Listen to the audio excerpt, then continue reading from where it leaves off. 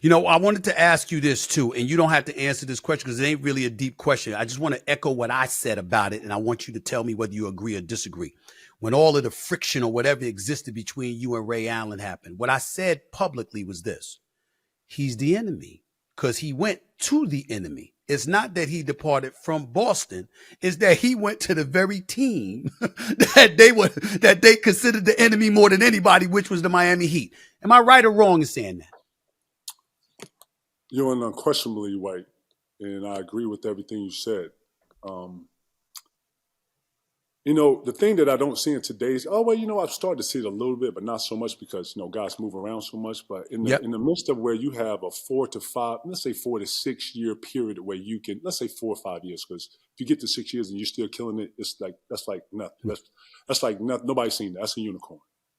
So when you get, let's say 2 to 4 years to be able to have a groove where you can, make something of yourself, bro, we was in a real life gang banging league where if you went to Orlando, the Orlando Magic guys, they dealt with Orlando Magic. When you went to the Philly guys, Philly had Caron Butler, they had Antoine Jameson, they had Gill. They did that thing. So inadvertently, DC, the Hawks, Joe Johnson, high jumping. I'm going blank on blow name. Mookie Blaylock, Steve Smith, all of those cats. No. The left hand, Josh Smith. Josh Smith. Okay, Josh Smith. Gotcha. I'm just saying that everybody who was somebody, they was. So when we got into it when we was knee deep in the battle with Miami, that was real. That was none of that was fake ever, nothing. And I guess what give that context, man, I ain't gonna keep digging on this, but man, we down here in a playoff series with these guys. You know what I'm saying? And bro was down here looking at cribs. I felt some type of way about all of that. You know what I'm saying? Right. So you already knew that was on the table as an option to come down here. So, it took me a minute to get over that. Paul Pierce helped me get over that. And then two, just life moving on, COVID, seeing people die and leave this earth over COVID actually changed a lot of my perspective to say, look, people are still here. That was eons years ago.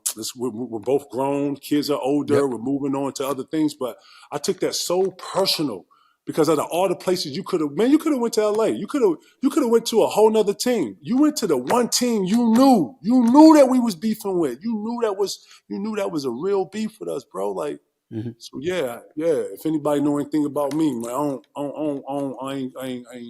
wasn't feeling that. And I don't blame you. Listen. I love Ray, but I totally understood where you were coming from, and I understood you knowing you the way that I do, especially through Boris and Sam Mitchell as well as my own interaction with you. But I want to transition because one of the things that I think people need to know, and people in the media don't admit this enough. See, we think we older, so we teaching and not learning. And the thing about it is, y'all either. There's nobody to critique y'all. If y'all don't critique each other, there's no platform to critique y'all. That's another thing. Well, that's why I love the fact that the athletes have y'all podcasts. I love KG Certified. I love Podcast P. I love what I'm seeing with Gil's Arena and all of that other stuff. And by the way, I'm one of those cats that never hesitate to go on because with me having the platform and talking as much shit as I talk from time to time, I can't be ducking and hiding when it's time for me to be scrutinized. Nah, I'm going to show up. That's how it is. But I bring that up because you, just like you was talking to me in 2003, you were just talking to me the other day about your own aspirations for me. And I'm like, yo, I'm 56 years old. Now, my brother's is 46. He just turned 47. I think you turned 47 like May, if I remember correctly. And I'm sitting there going like this. This is KG. Why the hell wouldn't I listen to him? The brother a born winner. He put in the work. He don't cheat, never cheated the game. Don't cheat anything that he gets involved with. I wonder often, now that you got KG certified, how much teaching are you interested in doing? It's one thing to express yourself and to really, really just make your position known. How interested are you in actually teaching and dropping knowledge on cats? Because I'm older than you, and I'm telling you, you was dropping knowledge on me. I was giving you a vision that I actually see that's happening around me. And let me just explain the vision. The vision takes partners. Everybody don't understand how TV works, especially linear TV, especially if you are in a position like a man like yourself with network, and you're on the King network. You're on the where everybody starts and goes backwards from, right? So everything, all the agendas, all the things that go through sponsorships, all the way you shoot things, the new cameras, the 4K, the 5K, the 5G, the 6, all this comes PTZs. through y'all Yeah. first. The insurance companies, the sponsorships, everything that trickles down from ESPN comes down from the mouse all the way down to everybody else, right? So we're watching the script of how to do it on a smaller level when we're watching you guys. I say that to say that I'm watching Barstool, I'm watching Bill Maher, I'm watching all these linear traditional platforms go into a new structure of incubating, and how yesteryear's programming and how we watch TV and how we've been taught to watch TV is now just like this, just like the league has a new wave. And I only said this to you because you're Stephen A. I give you your flowers, bro. You're the new Howard Cosell. You Stephen fucking A, my nigga. You hear what I'm saying to you? And I say that if it's one person, matter of fact, I thought of two people because I respect Byron Allen and I know his story and I watched him, right? Because I'm a defensive player. I'm here to catch all characteristics when it moves a certain way and catch it, right? Especially patterns. And you're the gatekeeper to being able to bring in partners to be able to create an incubating system. So that's why not only learning, but you got to understand, my young boys are Rondo. My young boys are Perkins. My young boys are Big Baby. My young boys are Tony Allen, or guys that want to be out here and be in TV, that have these characters and they want to speak about what their powers was. One of my reasons for getting into production was to be able to help the people that don't know how to structure this, don't know how to jump into this, and to be as a script or as a way to do. I pose the question to you is, when are you going to organize all of us with the Stephen A. Network, where you come get all of us? Will you come get all the smoke? Will you come go get Gil? Will you bring all of us over here? And I'm not just talking about that, brother. You got a voice politically, sports-wise. It ain't a topic that you can't dominate, brother. And I noticed that most groups work in strategy. They work in strategies, 5, 10, 15, 20-year plans. If it's one person that can organize us as brothers, that can organize us from an ideas, and that can organize us from a business, it's you, brother. And everybody will listen to you. And you have the respect, you have everything that it needs to be able to lead a group into a certain time. You, brother, not anybody else. Because Byron Allen don't know sports. I don't think he even wants to know. He's in another field. But I say that the conglomerates that can bring us together, you need partners in that. You need vision in that. And you need gatekeepers that can open up doors to people like myself and people that are coming behind us. And that's what this is, brother. That's why I said that. And if you remember, when we talked about it, you told me exactly that a couple of weeks ago. And you remember my exact words to you. I did. Stay tuned. I remember. I said, stay tuned. I do. I said, stay tuned, because I hear you loud and clear. And you know me, I strategize. You know how I am. So I mean, we know I hear you loud and clear. And I let's just say this.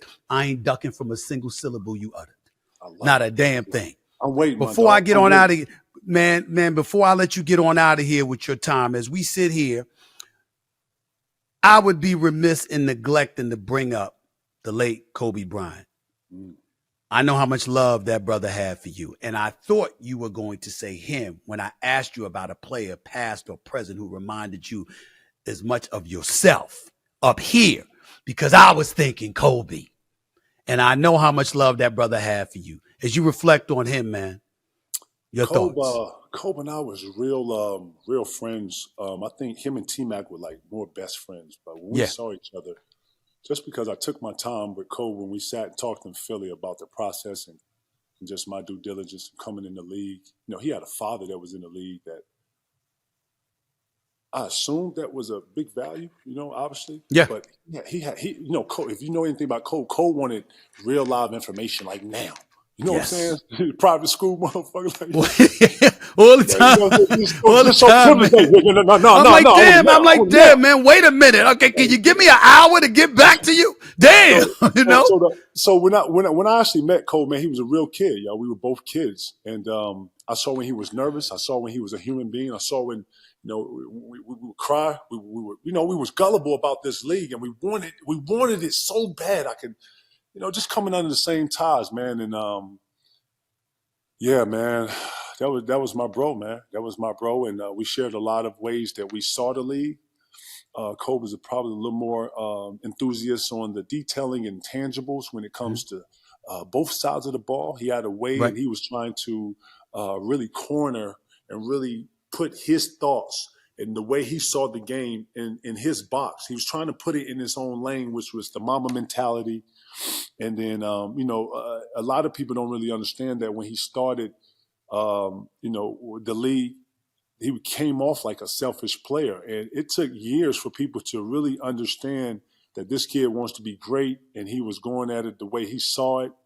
And slowly but surely, it started to, resonate, and it started to transcend into something great. And then, next thing I know, he was bigger than life, but he was still that same kid that I had met in Philly. He was still that same leader, that same champion at heart. He wanted it so bad. And then too, let's just keep it real, man. Kobe saw this shit the same way I saw it. Killed to be killed. He was savage at this shit. I told Jason Tatum this. I said, man, your favorite player was probably the biggest asshole I've ever met in my life. He didn't give no fucks about it. And when we hit that flow, he knew what it was. And I loved him for it, man. I miss Kobe every day, man. I look up and we celebrate him like he's still alive, and I love that. So you should. Yeah, man. I know I do. K8, man. KB8, man. I miss him all the time, bro. Yeah, Loved man. him to death. Still love him. Love him I'll forever. have another son someday. I don't know when and where, but I'm gonna dedicate a son to Kobe, man. That's on my life. Doubt. Yo, y'all win the championship in 2010 against the Lakers. If Perk and I mean, who the hell else got injured in that damn series? I mean, Rashid played, but Perk was hurt, wasn't healthy enough. You weren't 100% healthy. I mean, when you reflect on that, y'all win the chip if y'all fully loaded and healthy. I'll say this: all 10 guys, everybody out there was dealing with something. Nobody was 100%. You think the Lakers was 100%? Hell no. You think Kobe Bryant was feeling great? You think Derek Fisher was feeling great? You think Ron was feeling? Nah, everybody out here on 2 or 3% trying to make it happen. We on the road. This is when home court advantage really was home court advantage. Yeah. You understand what I'm saying? Like, we couldn't get a call. We're on the road. We're not even, Doc's like, stop looking for a call. We're not getting a call in here. And everybody's on 2 or 3%. But guess what? So were they. I looked at it like, hey, man, you want your chance. You get your chance, and you know what? You didn't take advantage of it. It's just like, you get hit, you get back up, and we thought we was going to have another chance to go back at that. And, that's the lesson in that. How you feel about the fact that Doc Rivers is doing television instead of being on the coaching sidelines? I don't like it. How you feel about it? No, I don't like it either, but I will say this. If it's anybody to transcend what's going on in the game to the audience, it's him.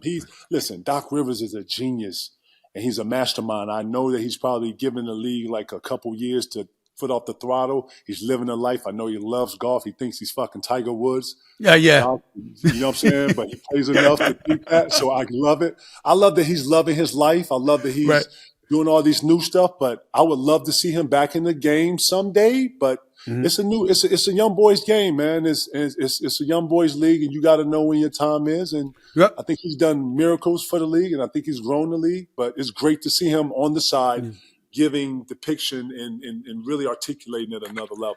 Dicey question to ask you, but I'm going to ask it any damn way while I got you. And by the way, you can invite me on your podcast and ask me any dicey ass question you want. You got the time. You come out here.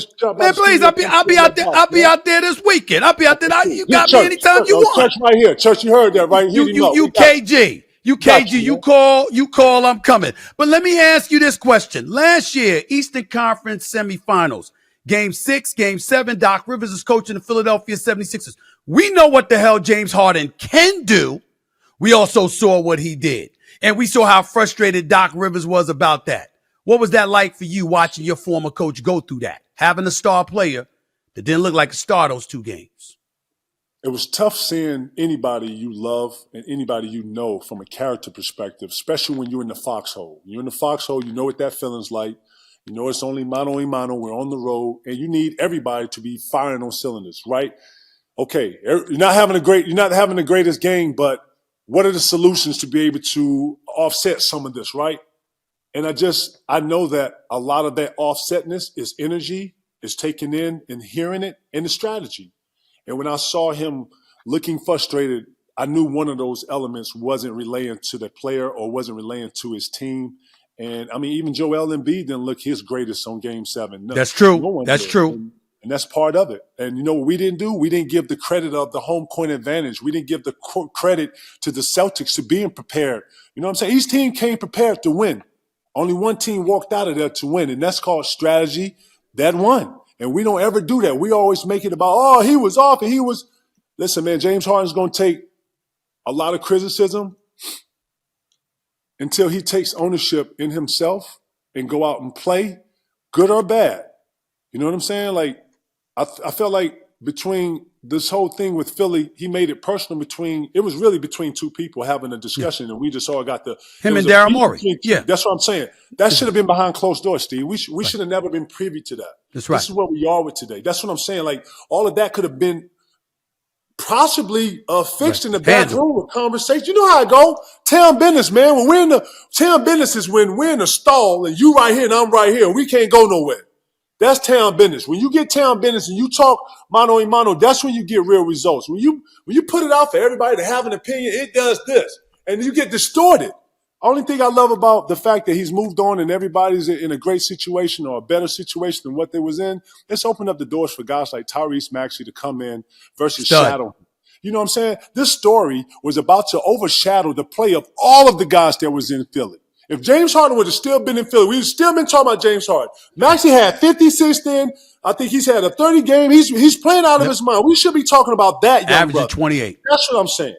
That's what I'm saying. All this shit, that business that shouldn't be out at soap opera should be done in the back room somewhere. That's what I'm saying. Boston ready? Boston ready to take the helm. Tatum, Jaylen Brown, and the crew. Marcus Smart ain't there. That's a glue piece. But Porzingis is there. He's 7'3" and can block shots and can hit a three. You got Derek White, Drew Holiday in the backcourt with Tatum and Brown. Are they ready? Is Boston ready? Listen, man. This is Boston's year. I don't want to, man. I did not want to say that, but this is Boston's year, bro. Listen, I got them. I got them winning it too. And I got them winning it too. And I got Jason Tatum being my MVP because he has that start-it power. He had a good run like 2 years ago when he started off strong and kind of, it's the league. Right. I get it. It fizzled out. It's hard to win MVP and you got to go through 82 and you got to be on it. They've been through enough. They're still, I didn't know that they have been in the league as long as they are and still have their youth. Bro, it's hard to get to a finals, a conference finals, lose, learn all this. Bro, by the time you do all this, you're 30-something. You're 33, too. Going into, bro, they in their 20s. Bro, they got a chance. Already been to 5 conference finals. They got the chance to be real. Next year, Stephen A. Real shit. I got my money. And I think they could beat Denver. I think they beat Denver. Absolutely. Miami was too small for Denver. Too small. Boston is not. I didn't think that Bam actually offset Joker like he should have. I thought that Joker had that one-sided. I think that if you have Porzingis in that, not to say that he does a better or less job, I'm saying that he's a more offensive threat that you put in there. Like, you don't know who to stop. Do you stop Holiday? Do you stop Tatum? White will come in and hit your ass over the head. Porzingis can score a bunch of bread. Jay Brown is motivated. Like, it's just what I'm saying from Boston is another level of all of the components being on 10. You know, you usually have defense here, you have confidence here, you have offense here. Man, all that shit is hiatus. I want to see when Boston goes through something, how they actually react to that. Because every team's likely against Milwaukee. Likely against Milwaukee with Dame Dollar and Giannis, because they ain't no joke. Oh yeah, listen, I'm front center tonight, and this is a preview to this is a fill out. Yeah, tonight's a fill out. Tonight's a fill out of who you are. Let me see what y'all really got. And this is a preview. These are going to be little mixed messages on what's going on. Yo, we're going to see y'all we see y'all in the fight. By the way, real quick, how you feeling about the play-in tournament? Because this is a regular season game, but shit like this matters to people like me and you. It's supposed to matter to them, which is why the play-in tournament exists. You good with that? You like the play-in tournament? You know why I love it? It's a new energy. I feel like I'm watching the playoffs in October, in November. You understand what I'm saying? Like, this is the new energy. You see the flair? You see the new jerseys?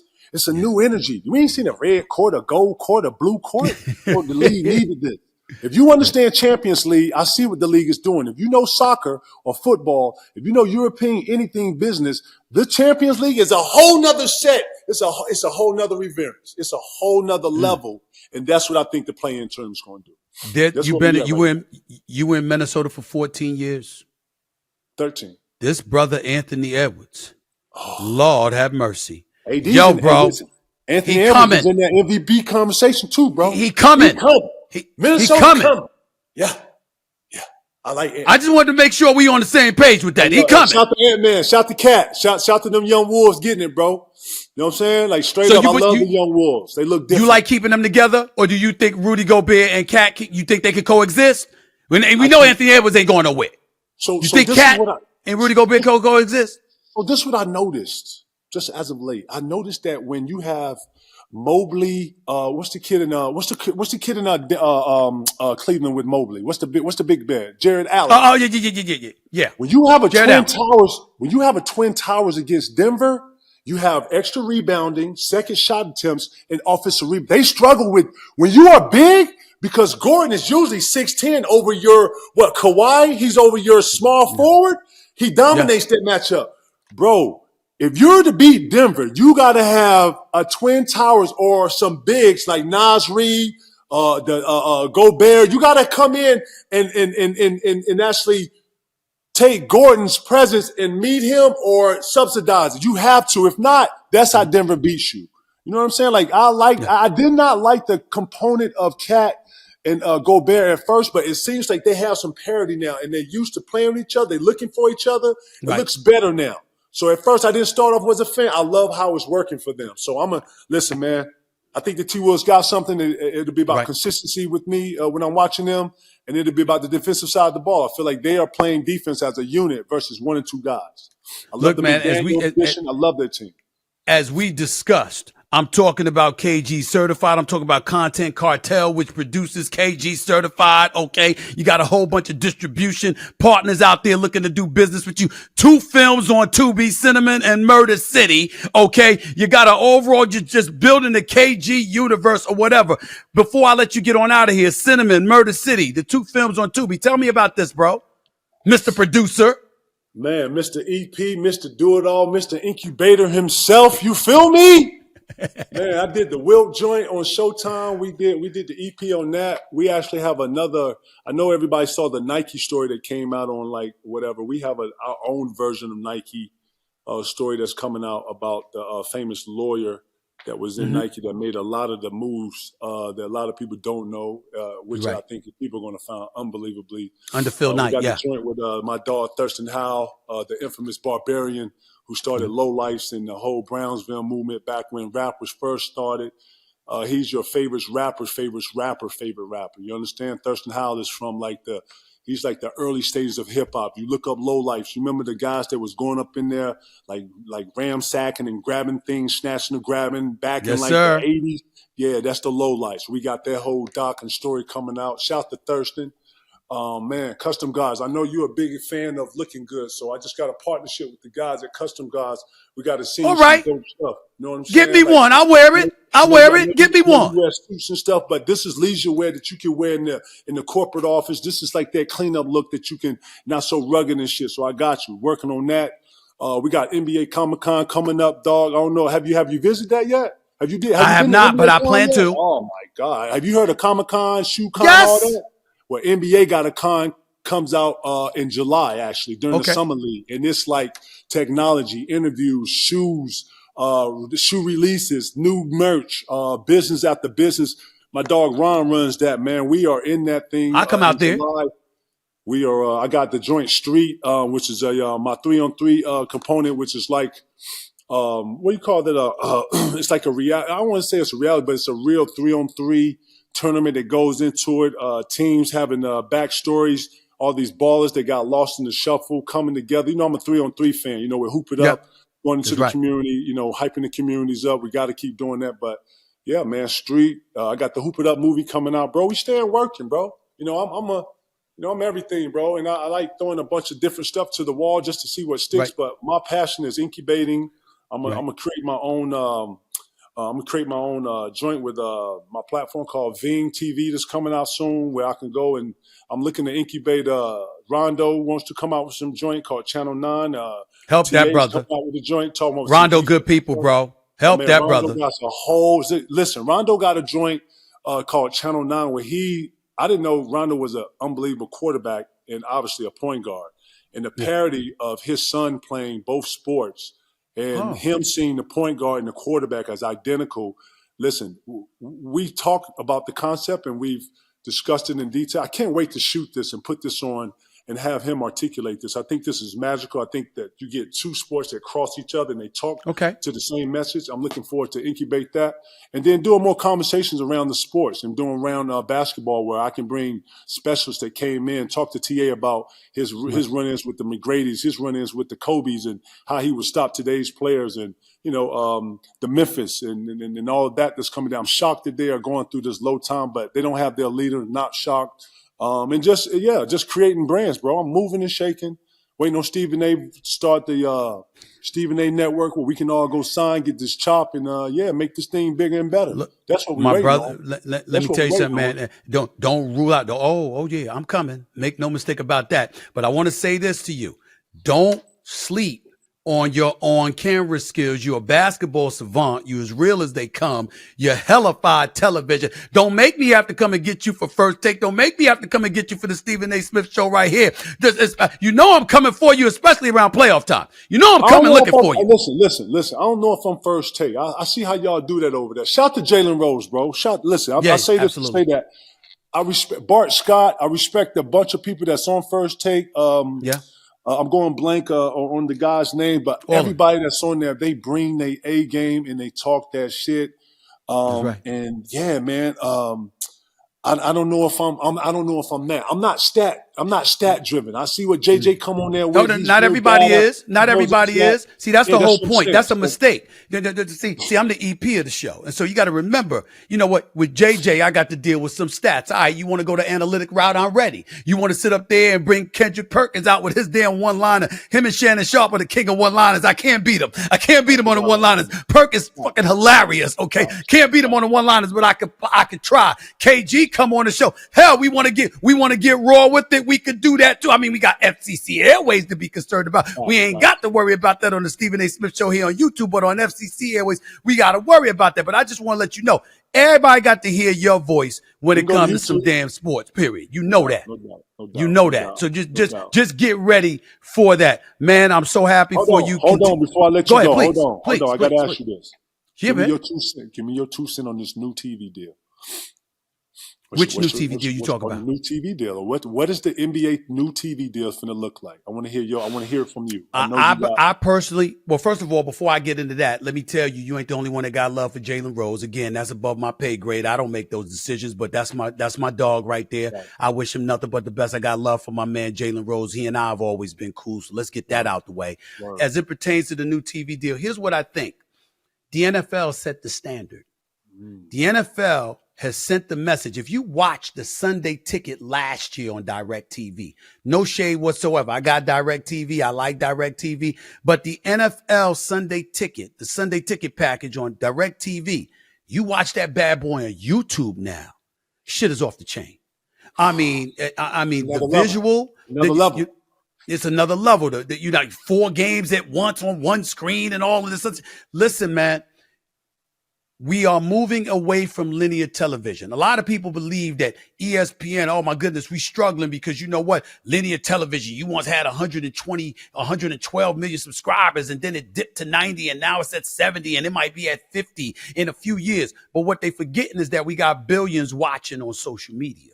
So the audience is still there. And if you're a content producer, there's always going to be a place for you because everybody needs content 24/7. And the more outlets you see, okay, yeah, you might be here at ESPN or you might be somewhere else. But the bottom line is somebody picking up the content. And so for me and you, people like us that's creators of content, we going to be all right. We're going to be all right. We're going to always have a landing spot. I worry about a lot of things. Being unemployed, those days are over. I'm not worried about being unemployed. I'm going to always do something. This is just the way it's going to be. So the key is remembering not social media, but the digital and the streaming stratosphere is where it's at. And what I try to do is educate folks. Think back. We can go back in time. Think about the 60s movement when the civil rights era and all of this stuff was going on, KG, right? Youngsters changed the game. Throughout history, anytime change took place, it was youngsters that provoked it. Well, here's the deal. They telling you, typical youngsters, we want to do what we want to do, when we want to do it, how we want to do it, and we don't want nobody telling us what the fuck to do, right? Our own kids do that. So what makes you think youngsters that ain't your kids are not going to do that? They telling you they want to watch it on their phones. They want to watch it on their iPads. They want to watch it when they traveling. They don't want you telling them, oh, if you want to see us, you got to watch it at this time. You got to watch it on the TV. You got to watch it on this day. Fuck that. They want what they want when they want it. And you have to be in a position where you're willing to provide the audience what they want. You got a lot of old school cats that want to hold on to once was, but it goes back to the origination of your conversation with me where you were saying, nah, we got to adapt. They're telling us what we want. Anything else we doing, we paying attention to the customer. Why are we not going to pay attention to the customer now? This is what they want. That's what the fuck we got to do. Facts. This is going to be over 150, 100 billion. What's the number on this deal? If you was a betting man, where would you bet where it lands? I really can't tell you the answer to that because I don't know what streaming would charge. You see what I'm saying? I mean, what the networks would charge streaming, what they'd accept. Like, for example, you might be worth 50 million, but because you see the forest from the trees and you see 100 billion rather down the line, you might sit up there and say, all right, I'm going to take the 40 billion now because I know what I'm going to get 3 to 5 years from now. So you never know what they're going to accept. I can tell you NFL is king, NBA next, because the NBA has done an exceptional job of appealing to the younger audience, which is why baseball implemented its rules changes, KG, because they know they got to appeal to that younger audience. So it ain't just about the long ball. All of a sudden you see the pitch count. All of a sudden you don't get to shift as much as you used to in the infield. It facilitates more offense. It's facilitating more athleticism. And as a result, Major League Baseball is ingratiating itself with that younger audience better than it has in recent memory. And now the audience is building once more. That's what they caught on to because that's what the NBA has been doing. And you know what we're not taking into account? I keep hearing whispers of the Saudis going to do something. I look forward to whatever interjection they have. That's right. They're known for starting their own leagues. I've seen what they did with Live Golf. I saw what they did with the Soccer League. I saw the numbers they thrown out to Messi. I saw what they threw to Mbappe. I saw what they signed Cristiano Ronaldo to over there. You got to know that with leagues that are in China, leagues that are in, I think, Europe. You got to know that, man. The Saudis jump in here and start making noise in the league, bro. That's going to change a lot of stuff. And here's the beauty. You had people bitching and moaning about Live Golf. And I said, nah, I don't want to hear that. If the United States government does business with the Saudis, why can't individuals in the world of golf, Phil Mickelson and Koepka and all of these guys? What's wrong with that? I mean, what the hell is wrong? I don't see no problem with it. If the government could do business with them, how come we can't do business with them as individuals? Now, that's where I'm at with it. But I will tell you this. Here's what I do love about it more than anything. Once upon a time when KG once signed for 126 million, you had people complaining. Now they like, nah. He was smart. He was ahead of the curve. He took those dollars he manufactured and transitioned that into something greater. And guess what? Now you see people, they ain't complaining about it. They saying, where's more money? Because every time we turn around, there's more money out there to be had. And that's the difference. Now you don't hear people complaining about the money cats are signing for now. Now they saying, all right, that's what the market allows. You clearly deserve it at this moment in time. Go ahead and get it. That's what Live Golf to me has facilitated as well as the streaming platform. Stay tuned, bro. Stay tuned. Bron go out with one of them Jordan deals, 1 for 300. Say what? I said, does Bron go out with one of them deals, one of them crazy deals, like 1 for 300, 1 for 400? He could. I will tell you this. Somebody could sign LeBron James right now for $1 billion and not a damn soul can complain because he deserves it. He deserves it. He deserves it. Plain and simple. There's one brother who deserves it. It's him. I would tell you, you know, when you talk about that 300 name, we're not talking about the team because then the NBA ain't going to allow that. But other business outlets, I mean, he could get anything he wants and he deserves it. Listen, if the Saudis start a league and they pay that man $1 billion, he's bringing people with him for the year. He's not going to go in that league and play by himself. It's going to be the inaugural season. It's going to be the most valuable part Bro, it's going to catapult that league. Everybody and their mom's going to run to that league. But Everybody. I don't think Liv's gonna go that route because they don't have to. They could do the individuals in the world of golf. They could do that and stuff like that. I don't know if they would do that and going up against the leagues because you got league rights, contractual rights, broadcasting rights, et cetera, et cetera. There's a lot to get into. But I will tell you this: I can't rule out anything that you're saying in the business climate that we're living in.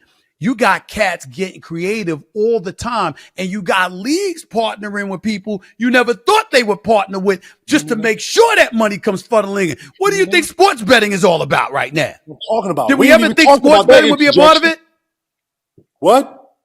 Never thought sports betting would be a part of be aligned with like networks this. and leagues like and stuff like that. Not like this, and it ain't even hit college yet. Would it ever hit college? Right now, because of NIL, yes. Yes, because of NIL. And the only way it's going to stop is if Congress gets involved, and that's what the NCAA is trying to do. They're trying to coax Congress into getting involved because they're saying we have no control. There's nothing we can do. Could you help us? That's their only prayer, bro. After your ass not made bread off of motherfuckers for 100 years, I don't want to hear that shit, NCAA. Get your ass out of here. Neither do I. Neither do I. Shit. Shut the hell up. NCAA, go do something for HBCUs, motherfucker. How about do that? How about donate $200 million to the HBCUs? Get them off the ground. How about that? That works for me. How about that shit? For me. I would love that. The HBCUs definitely deserve it. Don't get me started with that. You know I'm an ambassador when it comes to HBCUs. Hell yeah. Me too. I'm South Carolina State all day. Shout to them Bulldogs. KG, man, love you, appreciate you, man. I'm going to holler at your boy. I'm coming on your podcast. You know, I'm next, baby. I'm coming. I got you. And thank you for having me, bro. Great to see you. And keep doing it, King. Keep doing it, no doubt. King. Love. One love, baby. Take it easy. My dog.